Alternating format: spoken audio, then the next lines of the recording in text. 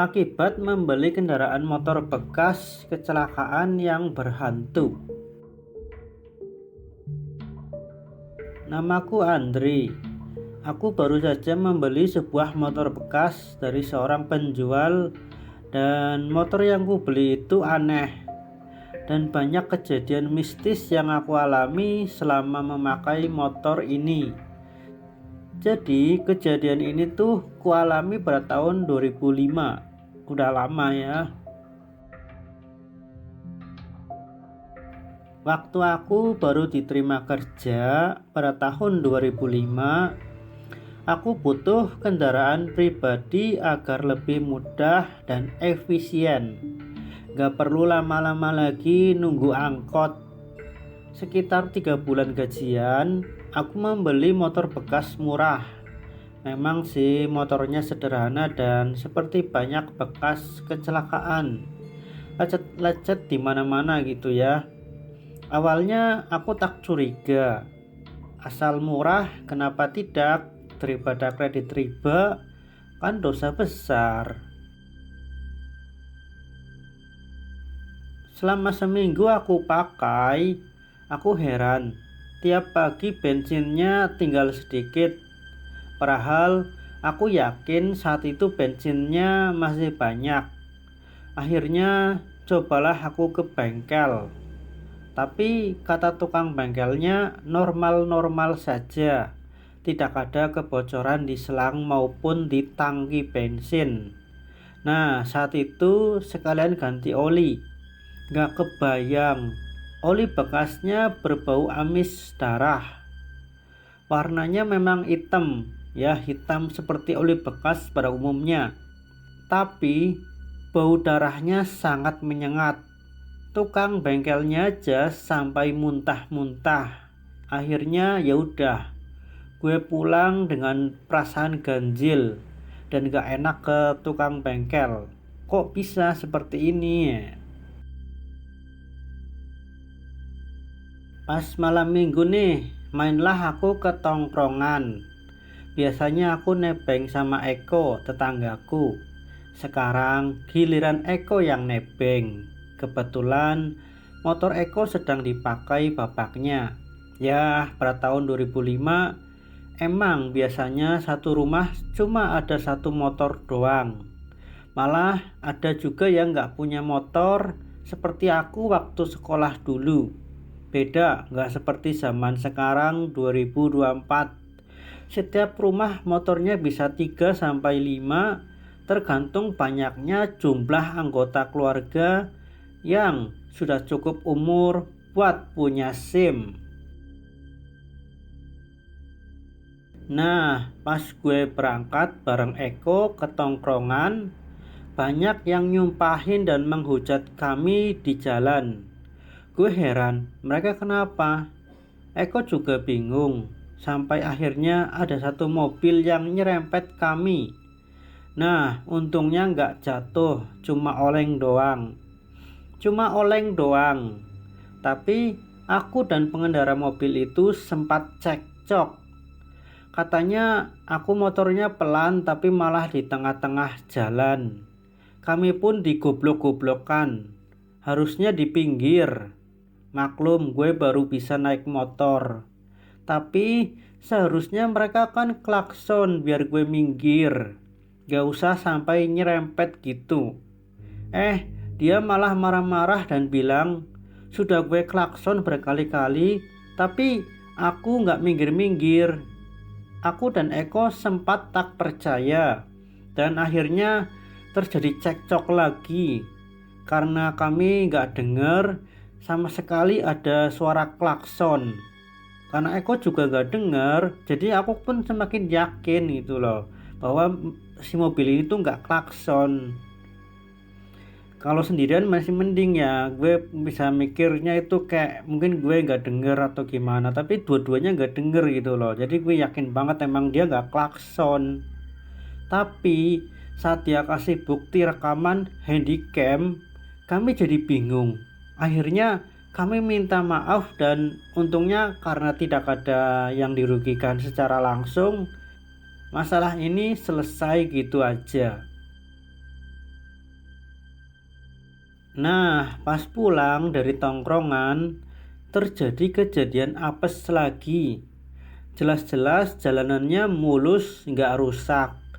Tiba-tiba ban bocor gitu aja. Mana bengkelnya jauh lagi. Yang deket-deket sudah pada tutup. Dan yang bikin heran, pas dicek sama tukang bengkelnya, tidak ada paku atau benda tajam yang menempel, tapi ban bocor gitu aja. Ini kan aneh banget. Kalau bocor karena paku, harusnya ada paku yang menancap di ban itu. Kalau karena jalan rusak, lebih nggak mungkin lagi. Karena sepanjang perjalanan jalannya mulus. Tapi ya sudahlah, mungkin gue emang lagi apes saja. Dan akhirnya gue pulang bareng Eko. 3 bulan setelah gue punya ini motor, gue ngerasa ini motor kalau dibawa pergi malam minggu pasti apes. Kayak ban bocor tapi nggak ada paku yang menancap di ban. Padahal jalannya juga mulus. Bensin yang tiba-tiba habis gitu aja pas besoknya. Sering juga nggak denger suara klakson dari kendaraan lain. Cuma untungnya gue kalau pelan udah di pinggir, jadi nggak masalah. Tapi kalau di hari biasa gue denger klakson, dan itu bikin gue apes terus. Karena ada aja yang ngajak berantem gara-gara gue nggak denger klakson. Dan ada pula yang bilang udah diklakson kenapa nggak minggir. Bahkan kadang kalau malam minggu itu kalau nggak dipakai, jam tengah 12 malam atau ya sekitar jam 12 malaman lah, itu klaksonnya bunyi sendiri gitu loh, sampai tetangga pada ribut itu loh, dikira gue lagi main klakson gitu, padahal enggak gitu. Jadi kayak aneh banget gitu loh, ini motor kok kayak mistis banget gitu. Nah, karena kejanggalan inilah gue datang ke rumah si penjual motor itu bareng temen gue Jono seorang indigo. Terus gue ceritain semua yang gue alami selama ini. Awalnya dia gak percaya. Setelah sekian lama aku meyakinkannya, barulah dia percaya.